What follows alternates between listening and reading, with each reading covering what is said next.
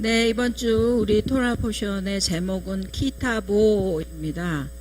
키타보라고 하는 그 보는 내가 들어가서 라는 말씀이죠.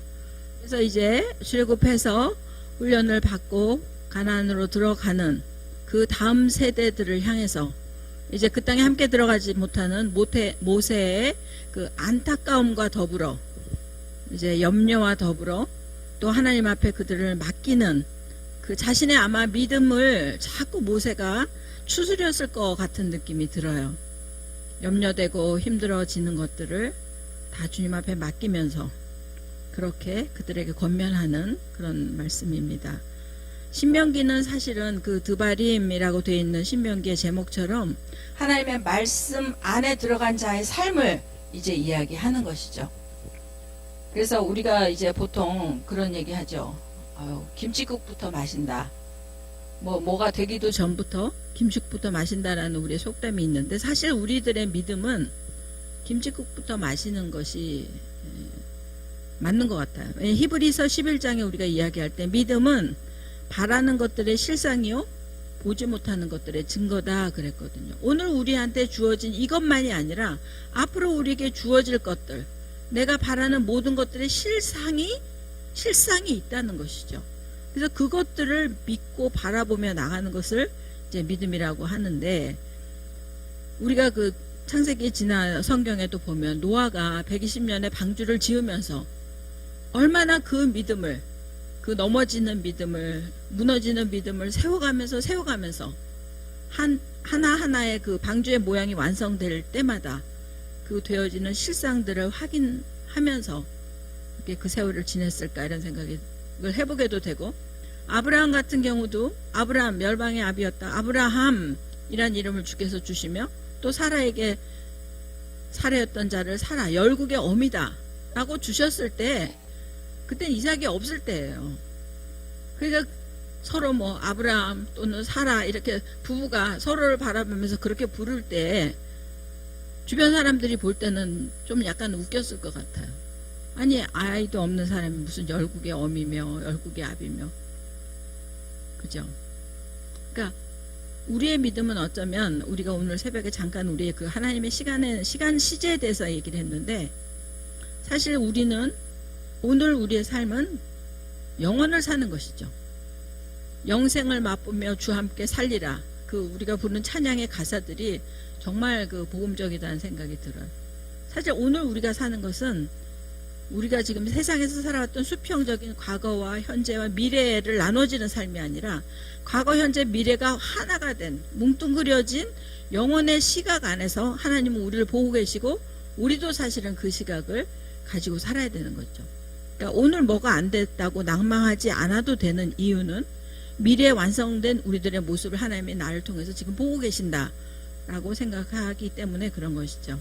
그래서 키타보에서 이 보 또한 내가 들어갈 때가 있을 것인데, 사실 우리 입장에서는 이스라엘 입장에서는 가나안으로 들어가는 것이고 가나안의 입장에서는 이스라엘이 들어오는 것이죠.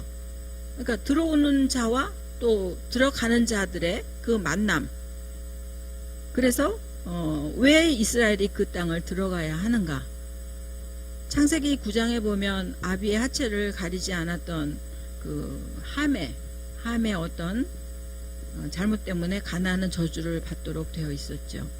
그리고 가장 선한 종이 돼서 형제들을 섬겨야 하는 그 가나안의 입장이 이제 그 땅에 7가지 족속들, 멸해야 될 7가지 족속들로 이제 열매를 맺게 된 것이죠. 그래서 이스라엘은 그 땅에 들어가서 땅을 점령하도록 명령을 받습니다. 7족속을 진멸하도록 명령을 받죠. 왜냐하면 그 가나안의 저주를 끊어내야 하기 때문에. 그래서 우리가 성경은 늘 잉태하고 씨를 잉태하고 또 씨를 연글게 해서 해산하는 이 이야기들이 나오는데, 이스라엘이 가나안에 들어가서 전쟁을 하는 그것은 이제 들어가는 것 자체를 우리가 잉태라고도 볼 수 있죠. 그래서 저주받은 땅을 이미 젖과 꿀이 흐르는 땅으로 회복시키는 그 전쟁을 이스라엘이 하는 것이죠. 그리고 이스라엘은 그 일에 있어서 열쇠 역할을 하게 됩니다. 그러니까 내가 들어가면, 그리고 들어가서 그 땅을 회복시키면 너는 열매를 맺게 될 것이다. 이것이 이제 해산이죠. 첫 열매가 나오는 것이죠. 비쿠림이라고 하는 가장 좋은, 바로 예수야를 상징하는 그 첫 열매가 나오죠. 그래서 고린도전서에 보면 그리스도께서 죽은 자 가운데서 다시 살아 잠자는 자들의 첫 열매가 되셨다. 골로새서에서도 그는 보이지 않는 하나님의 형상이요 모든 창조물보다 먼저 난 자다 라는 표현으로 우리 그리스도가 그 비쿠림, 지금 들어가서 얻는 그 죄악을 멸한, 저주를 멸한 자의 승리의 첫 열매를, 그것은 하나님 앞에 드리도록 돼 있죠.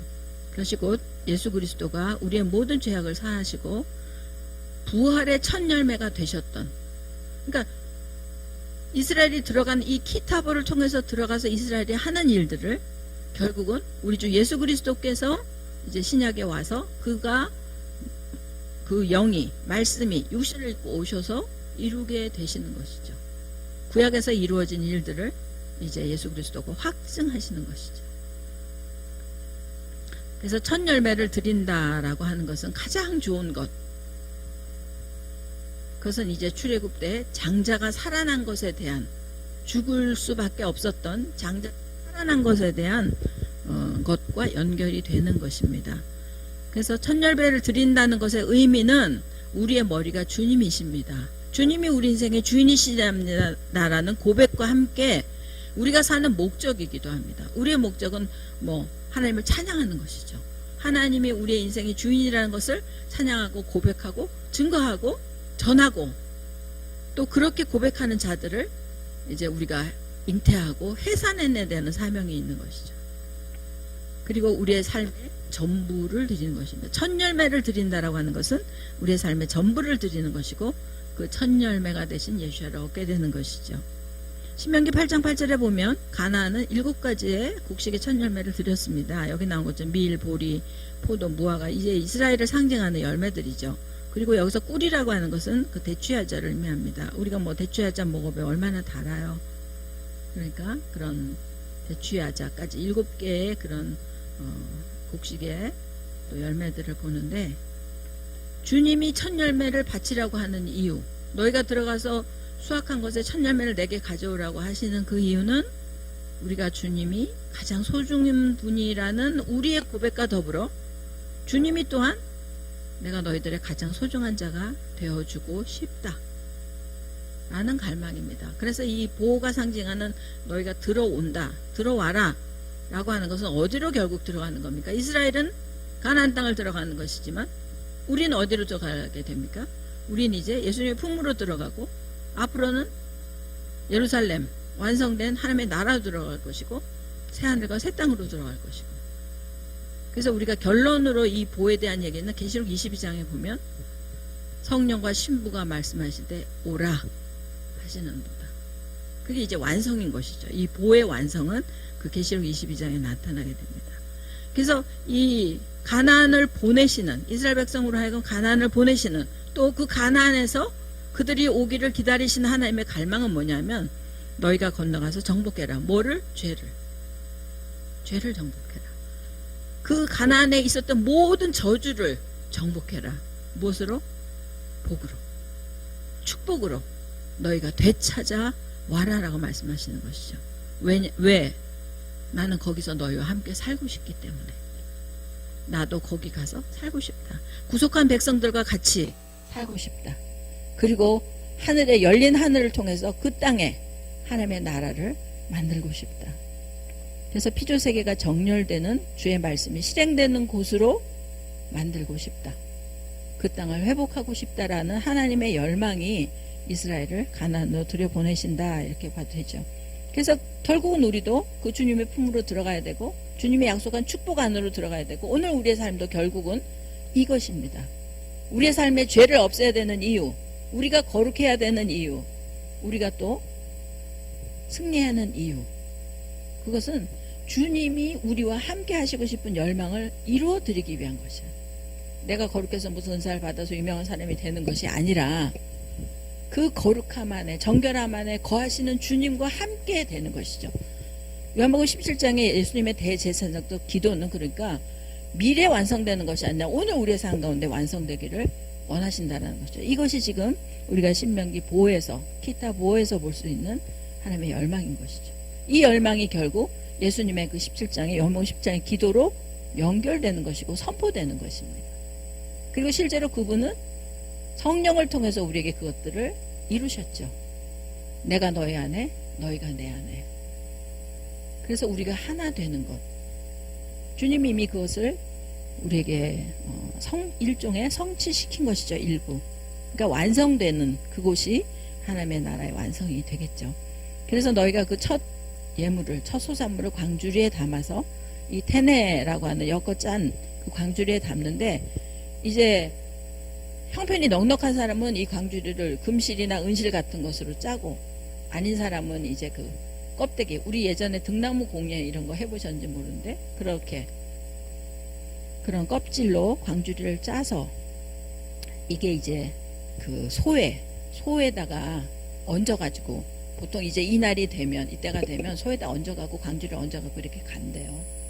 그래서 이제 그 소는 제물로 드려지고 그 광주리는 이제 제사장께 갖다 바치는 것이죠. 어디로 가냐면 그의 이름을 두시려고 택하신 곳 하마콤. 그래서 부활의 장소이면서 이것이 이제 중앙 성소산, 바로 예루살렘 중심 신학이죠. 그때 한번 말씀드렸지만 우리 권혁승 교수님께서 늘 말씀하셨던 그 예루살렘 중심 신학. 그리고 그 중앙으로 모이면서 다시 원심력을 가지고 흩어져야 하는 교회의 사명을 또한 말씀하고 있습니다. 그래서 교회는 모이는 교회이면서 동시에 흩어져야 하는 것이 교회입니다. 우리끼리 모여 있었기 때문에 하나님께서 코로나를 통해서 흩으신 것이죠. 우리는 어디로 흩어져야 하면 세상으로 흩어져 가야 돼요. 교회로 모여서 하나님의 은혜와 말씀과 생명을 가지고 세상으로 흩어져 가야 되는데 우리는 늘 세상이 아니라 우리끼리 안에서만 흩어졌죠. 그래서 세상을 바꿔야 되는데 우리끼리 안에서 누리고 즐거워만 했던 것이죠. 그래서 에스겔서 40장 7장에는 내 보좌의 처소를 삼을 것이다, 이렇게 주님께서 그걸 하셨고, 지금 우리는 이걸 이제 우리가 적용을 해보면 지금 우리들의 삶은 잉태하는 삶, 또 잉태된 자를 키우는 삶, 또 해산하는 과정까지 지나고 있는데, 이 해산은 주님께 드릴 열매를 준비하고 있는 것이죠. 우리가 이제 주님이 오실 날을 기다린다라고 얘기하는데 주님께는 어떤 열매를 드릴 수 있을까요? 성경은 갈라디아서를 통해서 성령의 9가지 열매를 얘기했고, 또 신의 성품을 이야기하면서 주님께 드릴 열매는 결국 거룩한 영혼이다 라는 것들을 말씀해 주고 있죠. 그래서 내 영혼뿐 아니라 다른 이들의 영혼, 주님이 가장 원하시는 하나님의 백성 삼는 것. 그래서 지금 이 키타보의 주제는 사실은 교회와 마지막 때 주님의 소망이 어우러져 있는 것입니다. 가나안 땅에 들어가는 것 자체가 사실은 끝이잖아요.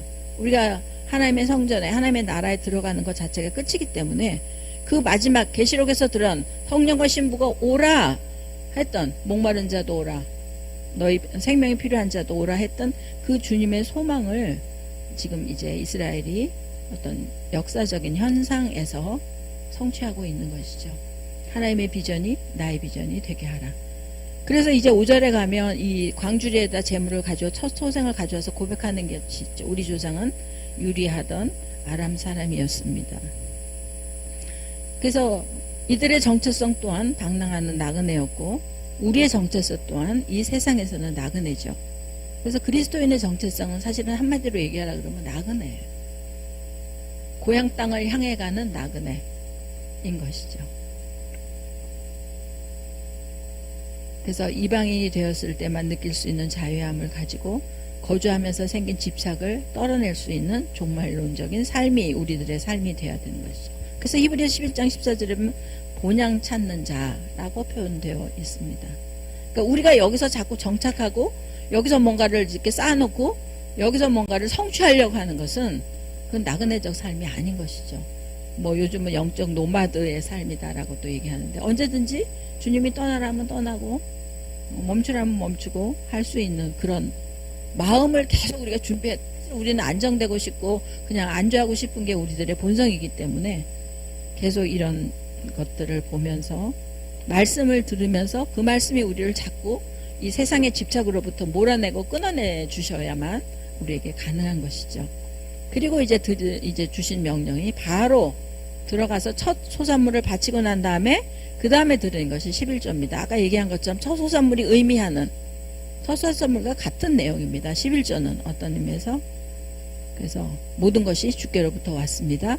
그리고 11조를 드리면서 이 모든 것은 하나님의 것입니다를 고백하는데 사실은 이제 성경에 우리가 알고 있는 11조 말고 이제 여기 12장에는 셋째 11조를 드릴 때에 라고 표현이 되는데 사실 첫 번째 11조는 그 토지 소산의 11조를 레위인에게 주는 것이죠. 우리가 알고 있는 이제 적용하는 11조.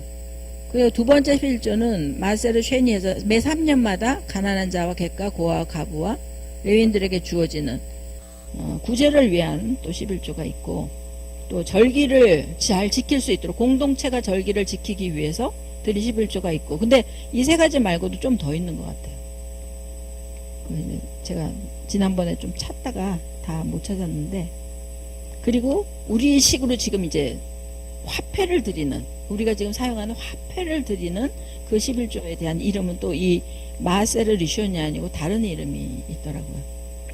그래서 11조에 대한 정신 또 11조를 드리는 그 마음의 중심을 우리가 더 강화하는 것이 더 고백하는 것이 우리에게 더 필요하다 이런 생각이 들어요. 꼭 계산된 숫자가 아니라 그리고 이렇게 11조를 드린 자의 이 당당함이 26장 15절에 나오는데 우리가 주의 명령대로 다 행하였사오니 원컨대 주는 주의 거룩한 처소 하늘에서 보시고 주의 명령대로 다 행했습니다 라고 고백할 수 있으면 성공한 것이겠죠.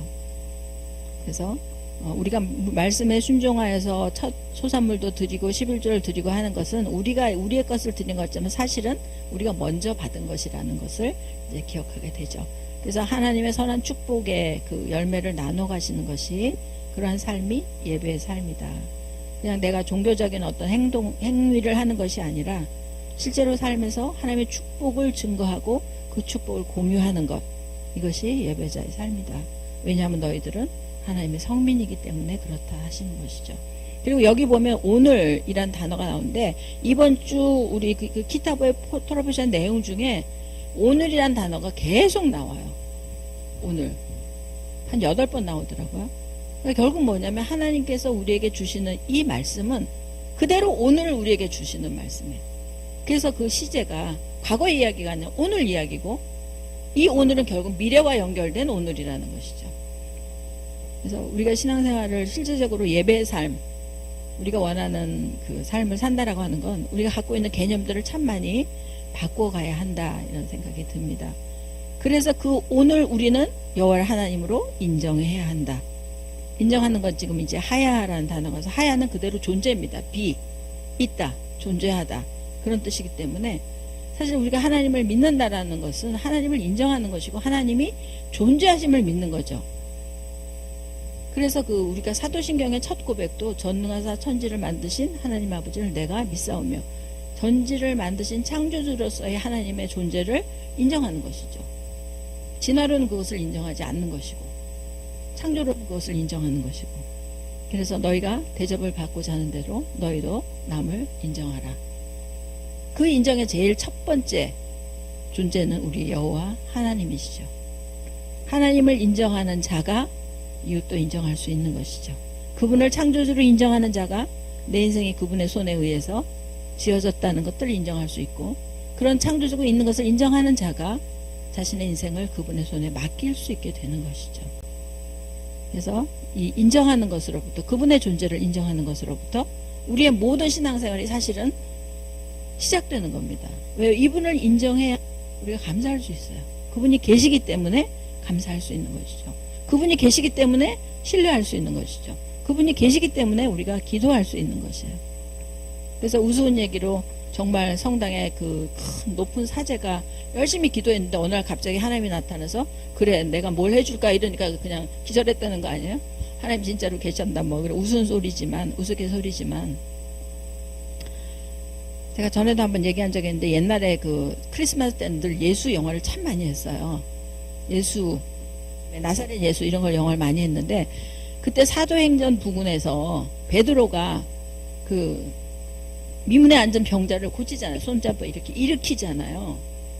근데 그 영화의 씬이 너무 인상적이었어요. 그 베드로 역할을 맡은 배우가 병자를 잡아서 손을 딱 일으키면서 이 사람이 일어나는 순간 베드로의 표정이 바뀌는데 너무너무 놀라는 표정이, 그러니까 자기도 놀라는 거야. 예수 그리스도 이름으로 일어나라고 선포도 했는데 이 사람이 일어나는 거 보면서 자기가 더 놀라는 거예요. 그 표정이 너무 리얼하게 표현이 됐었어요.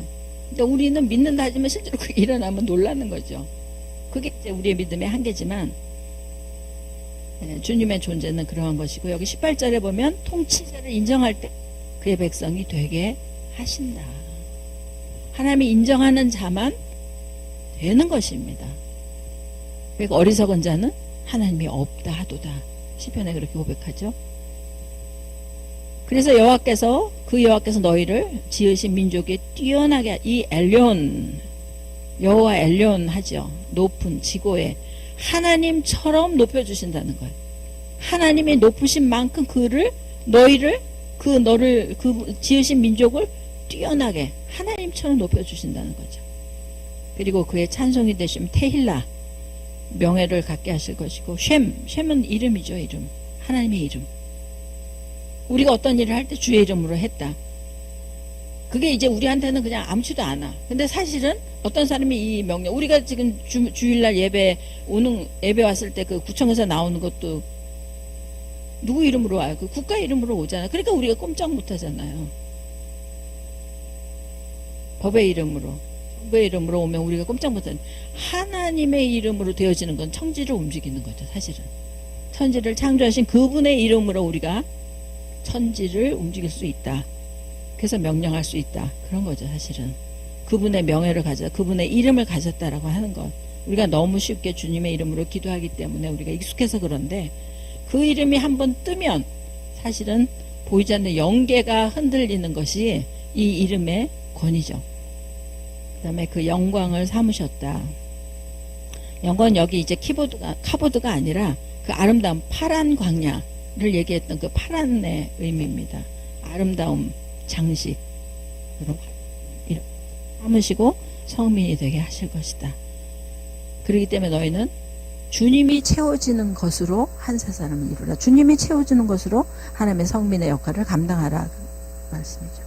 그리고 너희가 요단을 건넌 후에 땅에 들어가면 큰 돌은 에벤이죠. 에벤. 아버지와 아들의 연합. 알렉과 베이트와 이제 바브가 있죠. 아버지와 아들의 연합이 된 것이 돌이고, 그 돌은 예수 그리스도시죠. 계시록 2장에 나타난 이기는 자에게 내가 흰 돌을 줄 것이다. 또 내 이름으로 무엇을 구하든지 받게 할 것이다. 그런데 너희는 다듬지 않은 돌로 제단을 만들어라. 주님을 다듬을 수 없죠. 주님은 주님이십니다. 왜냐하면 이 다듬지 않은 돌을 굳이 쓴 것은 그 당시 가나안 민족들이 제단을 만들 때는 늘 잘 다듬어진 돌로 쌓았기 때문에 그렇죠. 그리고 이 다듬지 않은 돌은 사실은 우리도 있는 모습 그대로, 내가 뭔가를 포장하거나 만든 모습이 아닌 있는 모습 그대로 또한 주님 앞에 나가야 되는 것이죠. 그래서 제물을 드리고 화목제를 드리고, 그것이 백성을 선포할 때 필요한 일이 돌에다가 말씀을 새겨라. 말씀을 새기는 것은 잊어버리지 않고 확인하기 위한 것이죠.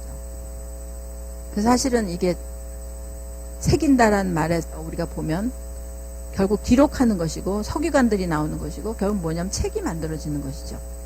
기록된 문서들이 만들어지는 것인데, 사실 그 마음판에 토라를 새긴다라고 하는 것은 정말 우리의 마음에 변하지 않는 기록을 남기는 것이고, 어떻게 보면 문서와의 전쟁이죠. 사실은 요즘은 책들을 안 읽으니까 그런데, 어떤 책을 읽을 것인가, 어떤 기록된 것들을 읽을 것인가에 따라서 우리의 사상과 이념이 바뀌죠. 가치관도 바뀌고. 그래서 말씀이 우리 안에 세워져야 하나님의 백성이 되는 것이죠. 삶의 중심에 말씀이 세워진 자, 토라가 새겨진 자, 이것이 양과 염소를 가르는 기준이 되시는 것이고, 하나님은 그 토라를 리빙 토라가 되시고 워킹 토라가 되신 그 예수야를 세워가는 것 자체가 우리들의 삶이어야 하고 우리들의 소명이어야 하고 성전된 우리들의 영광이어야 하는 것입니다. 예, 성경이 성경을 해석하도록 하는 그런 일이면서 동시에 이제 주님께서 들어와서 에발산에서 저주를, 그리심산에서 축복을 선포하라 하십니다. 6지파 나뉘어져서 선포하는데, 에발산은, 에발이라고 하는 것은 벌거벗은 이란 뜻인데, 그 결혼식 때 보면 신부가 이렇게 베일을 쓰고 오죠. 그 신부의 베일을 벗기는 그런 의미입니다. 그래서 가리워졌던 것들이 드러나게 하는 것. 그래서 저주를 위한 저주가 아니라 그 가려졌던 것들이 드러남으로 해서 고쳐지게 만드는, 새롭게 만드는 그것 때문에 에발산에서 선포하라고 말씀하시죠. 그래서 나의 에발산 정상에서 그 드러난 죄의 모습 앞에 도전함으로 십자가에서 나가서 그리심의 축복으로 나가야 되는 것이 우리가 해야 되는 것이죠. 이 에발산이 있던 곳이 그 세겜 땅, 야곱의 우물이 있던 곳, 사마리아 여인을 만난 곳, 바로 그 자리죠. 그래서 그 에발산에서 레위는 큰 소리로 무엇이 죄인지를 막 선포합니다. 우상을 섬기는 건 죄다. 그럼 백성은 아멘. 부모를 섬기지 않는 것은 죄다. 부모를 경히 여기는 것은 죄다. 이런 걸 선포하면 아멘 하고, 우리도 이렇게 그 말씀을 이렇게 선포하면서 아멘 하는 이런 시간도 가져도 좋겠다. 제가 이걸 보면서 그런 생각이 들었습니다. 그리심 산의 축복, 그리심의 뜻은 잘라내다 분리하다라는 뜻입니다. 그래서 우리 세상의 삶에서 세상의 가치와 기준들을 잘라내고 하나님의 기준으로 살아가는 것, 이것 자체가 복이죠. 우리가 신명기 28장은 유명한 장입니다. 축복과 저주장. 그런데 축복은 7절에서 14절까지면 축복이고 나머지 68장인가 뭐 몇 절에 이런 수십 절은 다 저주인데, 저주가 많은 이유는, 그렇게 저주에 대한 기록을 많이 하신 이유는 우리의 죄악된 본성이 거기에 너무 가까이 있기 때문에 그렇죠. 아주 익숙한 것이에요. 그리고 넓어요, 그 길은. 그래서 마태복음에는 좁은 문으로 들어가기를 힘쓰라 그런 것이죠. 저주의 본질은 임재가 떠난 하나님의 말씀이 아닌 삶을 살아가는 것, 네, 율법을 순종하지 않는 것, 이 모든 것 자체가 이미 저주입니다. 우리는 어떤 드러난 삶의 환경을 가지고 판단하고 싶어 하는데, 실제로 마음에 말씀이 없는 자는 이미 저주 가운데 있는 자죠. 그래서 좌로나 우로나 치우치지 말고, 그래서 저주의 내용은 의를 잃어버리는, 하나님과의 관계에서 의가 떠난 것, 또 음란한 것, 무엇보다 섞이는 것입니다. 우리가 지난번에 연합과 혼합에 대한 차이를 잠깐 생각해 봤지만, 연합은 달라도 연합이 돼요. 우리가 몸을 보세요. 몸을 보면 다 기능이 다른데 그 몸을 이루잖아요. 다른 모습으로 하나를 이뤄가는 게 연합이라면, 혼합은 그냥 섞여버리는 거예요. 손인지 발인지, 손이 넓적하게 돼서 손을 대고 걸어 다닌다든지, 하여튼 이런 식으로 섞여버리는 것이 혼합이거든요. 주님은 섞이지 말라라고 말씀하시는 거예요. 그래서 우리는 이방인은 이방인답게, 유대인은 유대인답게 되어야 한 사람을 이루는 것이죠. 저주라고 하는 것은 아라르란 단어도 있고 칼날이란 단어도 있는데, 이 칼날이라고 하는 단어는 경히 여기다, 경시하다, 낮게 여기다 이런 뜻이 있지만, 결국 내가 있어야 될 자리에 있지 못하고 떨어지는 것, 그래서 무시받고 경멸받게 된 것, 이것을 이제 저주받은 상태라고 하는데, 그 유다서에 보면 그러죠. 자기 처소를 떠난 천사를 영으로 가두신 이야기가 나와요. 그러니까 우리의 그 저주의 시작은 어디냐면, 내가 있어야 될 자리를 떠나는 것이에요. 하나님을 찬양해야 될 자리를 떠나는 것, 하나님의 말씀에 순종해야 될 자리를 떠나는 것, 그것이 이제 저주의 시작인 것이죠. 그래서 마지막 단계는 종과 노예로 팔려가게 되죠. 자유를 잃어버리는. 그래서 선택의 기회가 있을 때에 너에게 생명과 복과 사망과 저주를 너희 앞에 두었으니 너희가 생명을 택해라. 결국 우리가 종합을 해보면 뭐냐면, 내가 있어야 될 자리에 있는 것, 질서 앞에 정렬되는 것, 오늘 나에게 주어지는 말씀 앞에 순종하는 것, 이것이 우리가 복받은 자로 살아가는 삶인 것이죠.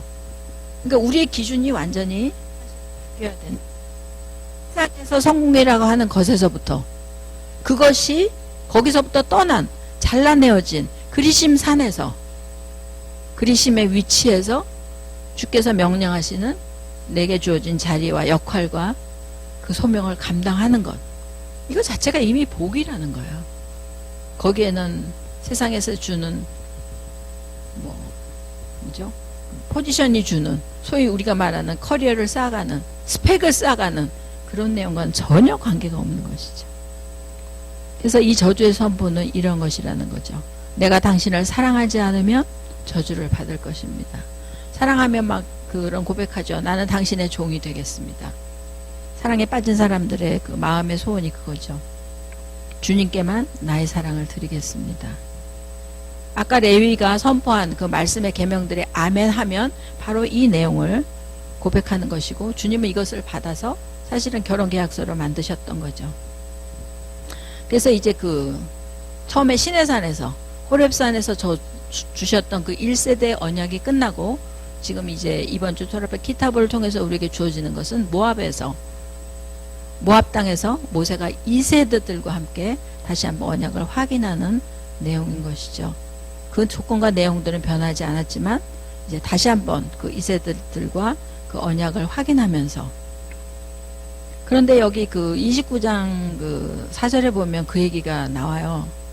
너에게 큰 시험과 기적과 이사를 보았지만 깨닫는 마음과 보는 눈과 듣는 귀는 너에게 주지 않으셨다. 사실 지금도 이것이 안 된 거죠. 그것이 이제 로마서에서 고백이 되어지고, 또 지금 현재도 이스라엘 유대인들이 깨닫지 못하는 이것들, 이것이 이제 그 덮인 수건들이 벗겨져야 되는데, 누가복음 24장에 나타났던 엠마오로 가는 제자들 또한 예수님의 죽음에 대해서 이해하지 못했던 것들 예수님이 나타나셔서 가르쳐 주시고 그들의 마음이 뜨거워짐으로 그 비밀들이 풀어진 것처럼 주님이 오셔야 이것들이 완성되어지겠죠. 그래서 우리는 끊임없이, 사실 우리도 뭘 깨달은 것 같고 주의 말씀을 우리가 잘 듣고 있는 것 같은데 따지고 보면 전혀 그렇지 않은 경우를 발견하게 되죠. 나는 분명히 믿음이 있다고 생각했는데, 요즘 뭐 그런 고백들 유튜브에서 들으시잖아요. 난 열심히 신앙생활해서 당연히 나는 구원받은 자로 알았는데 어느 날 주님이 너가 들림받지 못한다.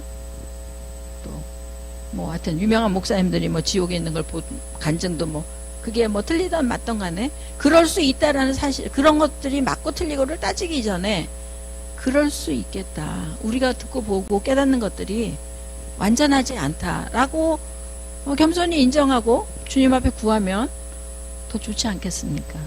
눈이 열리는 복을 구하고 깨닫는 마음을 주께서 구해는, 그래서 언약의 말씀을 지켜 행함으로 우리가 주님이 우리에게 주시고자 하는 그 복, 내가 너의 하나님이 되고 싶다, 내가 너의 주인이 되고 싶다, 내가 너의 온전한 신랑이 되고 싶다, 그 주님의 갈망을 이루어 드리는 신부로서 살아가는 우리 모두가 되기를 축복합니다.